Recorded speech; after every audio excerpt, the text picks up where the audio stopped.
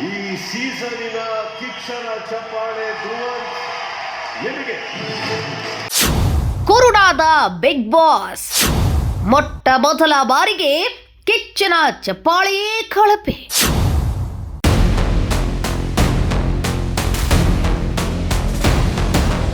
ಬಂದಿರೋದು ಎಲ್ಲರೂ ನನ್ನ ನೋಡ್ಲಿ ಅಂತ, ನನಗೆಲ್ಲರೂ ಕಾಣಲಿ. ಗಿಲ್ಲಿ, ನಿಮ್ಮ ಮೈಕನ್ನು ಧರಿಸಿಕೊಳ್ಳಿ. Big boss.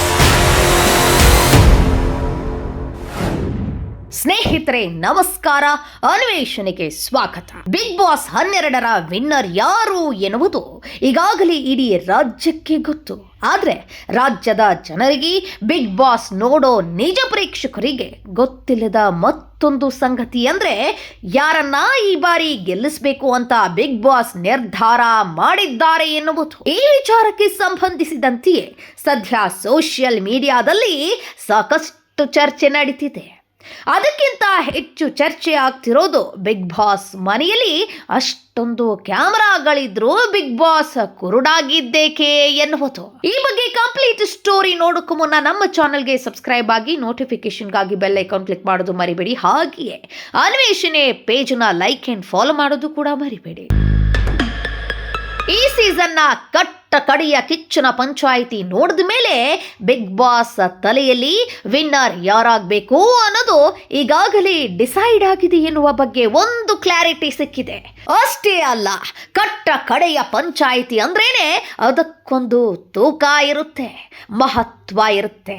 ಇಡೀ ಸೀಸನ್ನಲ್ಲಿ ದಿ ರಿಯಲ್ ಎಂಟರ್ಟೈನ್ಮೆಂಟ್ ಕೊಟ್ಟವ್ರು ಯಾರು, ಎಡವಿದ್ಯಾರು, ಬಿದ್ದಿದ್ಯಾರು ಎನ್ನುವ ಬಗ್ಗೆ ವಿಸ್ತಾರವಾದ ಚರ್ಚೆ ಆದರೂ ಇರುತ್ತೆ. ಆದರೆ ಇದ್ಯಾವುದು ಇಲ್ಲದೆ ಕೇವಲ ಅಶ್ವಿನಿ ಹಾಗೂ ಧ್ರುವಂತ್ ಸುತ್ತಾನೆ ಪಂಚಾಯಿತಿ ನಡೀತು. ಅದಕ್ಕೆ ಈಗ ವಾರದ ಕತೆ ಕಿಚ್ಚನ ಜೊತೆ ಅಲ್ಲ, ಇದು ಅಶ್ವಿನಿ ಧ್ರುವಂತ್ ಕತೆ ಕಿಚ್ಚನ ಜೊತೆ ಅಂತ ಬಿಗ್ ಬಾಸ್ ಪ್ರೇಕ್ಷಕ ಪ್ರಭುವೇ ಹೇಳ್ತಿರೋದು. ಕೇವಲ ಇಷ್ಟೇ ಅಲ್ಲ, ಇಡೀ ಸೀಸನ್ ಪೂರ್ತಿ ರಾಜ್ಯದ ಜನ ಬಿಗ್ ಬಾಸ್ ನೋಡಿರೋದು ಕೇವಲ ಗಿಲ್ಲಿ ನಟನಿಗಾಗಿ. ಈ ಕಟು ಸತ್ಯನ ಕಿಚ್ಚ ಸುದೀಪ್ ಕೂಡ ಅರಗಿಸಿಕೊಳ್ಳಲೇಬೇಕು. ಅಷ್ಟೇ ಅಲ್ಲ, ಗಿಲ್ಲಿಗಾಗಿಯೇ ಈ ಬಾರಿ ಕನ್ನಡದ ಬಿಗ್ ಬಾಸ್ ರಿಯಾಲಿಟಿ ಶೋವನ್ನ ರಾಜ್ಯದ ಗಡಿ ದಾಟಿ ಬೇರೆ ಬೇರೆ ರಾಜ್ಯದವರು ಕೂಡ ನೋಡಿದ್ದಾರೆ. ಅಷ್ಟೆಲ್ಲ ಯಾಕೆ, ಬಿಗ್ ಬಾಸ್ ಮನೆಯೊಳಗೆ ಸ್ಪರ್ಧಿಗಳೇ ಆಡಿರೋ ಮಾತು, ಮಾಡಿರೋ ಎಡವಟ್ಟುಗಳನ್ನ ಇಟ್ಕೊಂಡೆ ಸುದೀಪ್ ಅವರು ಕೇಳಿದ್ದಕ್ಕೆಲ್ಲ ಸ್ಕಿಟ್ ಮಾಡಿನೋ ಅಥವಾ ಕಾಮಿಡಿ ಮಾಡಿನೋ ಇಡೀ ರಾಜ್ಯದ ಜನರನ್ನ ನಗಿಸಿದ್ದು ಮಾತ್ರ ಗಿಲ್ಲಿ ನಟ. ಈ ಕಟು ಸತ್ಯವನ್ನು ಕೂಡ ಸುದೀಪ್ ಅವರು ಒಪ್ಕೊಳ್ಳಲೇಬೇಕು. ಅಂತಹದ್ರಲ್ಲಿ ಬಿಗ್ ಬಾಸ್ ಸೀಸನ್ 12ರ ದಿ ರಿಯಲ್ ಎಂಟರ್ಟೈನರ್ ಆಗಿ ಚಪ್ಪಾಳೆ ಸಿಗಬೇಕಾಗಿದ್ದು ಗಿಲ್ಲಿಗೆ. ಆದರೆ ಸಿಕ್ಕಿದ್ದು ಮಾತ್ರ ನನಗೆ ಈ ಶೋನೇ ಬೇಡ, ನನ್ನನ್ನು ಮನೆಗೆ ಕಳುಹಿಸಿ ಅಂತ ಸಿಕ್ಕ ಕ್ಯಾಮ್ರಾಗಳ ಮುಂದೆ ಕಣ್ಣೀರು ಹಾಕಿದ ಧ್ರುವಂತ್ಗೆ. ಅದಕ್ಕೆ ಪ್ರೇಕ್ಷಕರು ಈ ವಾರದ ಕಿಚ್ಚನ ಪಂಚಾಯಿತಿಗೇನೆ ಕಳಪೆ ಬೋರ್ಡ್ ತೋರಿಸಿದ್ದಾರೆ.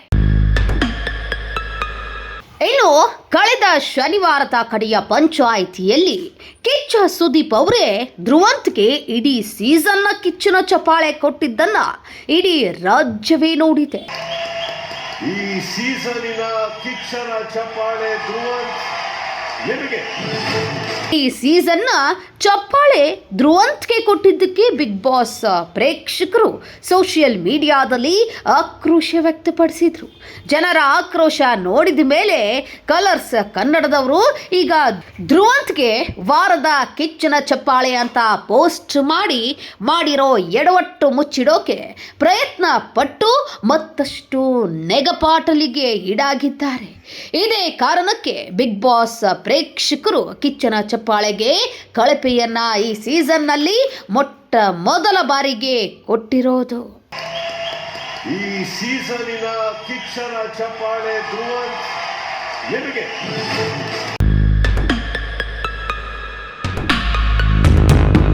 ಸ್ನೇಹಿತರೆ, ನಾನು ಕಳೆದ 11 ಸೀಸನ್ನಿಂದಲೂ ಬಿಗ್ ಬಾಸ್ನ ಅಷ್ಟು ಅಷ್ಟೊಂದು ಫಾಲೋ ಮಾಡಿಲ್ಲ.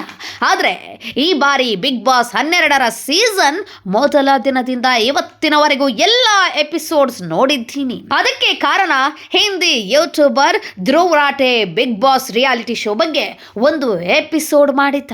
ಆ ಎಪಿಸೋಡ್ ನೋಡಿದ ಮೇಲೆ ನಿಜಕ್ಕೂ ಶಾಕ್ ಆಯ್ತು. ಆದ್ರೆ ಧ್ರುವ್ ರಾಟೆ ಹೇಳಿದ್ದನ್ನ ಕಣ್ಣು ಮುಚ್ಚಿ ಒಪ್ಕೊಳ್ಳೋಕೆ ಆಗಲ್ಲ. ಅದಕ್ಕೆ ಈ ಕಂಪ್ಲೀಟ್ ಸೀಸನ್ ಅನ್ನ ಮಿಸ್ ಮಾಡದೆ ನೋಡದೆ ಅಷ್ಟು ನೋಡಿದ ಮೇಲೆ ಧ್ರುವ್ ರಾಟೆ ಹೇಳಿದ ಅಷ್ಟು ವಿಚಾರ ಸತ್ಯ ಅನಿಸ್ತು. ಒಂದೇ ಮಾತಿನಲ್ಲಿ ಹೇಳಬೇಕು ಅಂದ್ರೆ ಬಿಗ್ ಬಾಸ್ ರಿಯಾಲಿಟಿ ಶೋ ಅಂದ್ರೆ ಇಬ್ಬರ ಮಧ್ಯೆ ತಂದಿಟ್ಟು ಅವರಿಬ್ಬರ ನಡುವೆ ನಡೆಯೋ ಜಗಳವನ್ನ ಇಡೀ ರಾಜ್ಯಕ್ಕೆ ತಮಾಷೆ ಎಂಬಂತೆ ತೋರಿಸೋದು. ಆದರೆ ಅದು ಸ್ಪರ್ಧಿಗಳ ನಡುವೆ ತಿಳಿಯದ ದ್ವೇಷ, ಕೋಪ, ಅಸೂಹೆಗಳನ್ನು ಹುಟ್ಟು ಹಾಕೋದರ ಜೊತೆಗೆ ಮನುಷ್ಯನ ಎಲ್ಲ ರೀತಿಯ ಎಮೋಷನ್ಸನ್ನು ಮ್ಯಾನಿಪುಲೇಟ್ ಮಾಡೋದು ಸತ್ಯ. ಈ ಬಗ್ಗೆ ಇನ್ನಷ್ಟು ವಿಚಾರಗಳನ್ನ ಆದಷ್ಟು ಬೇಗ ನಿಮ್ಮ ಮುಂದೆ ಇಡ್ತೀನಿ.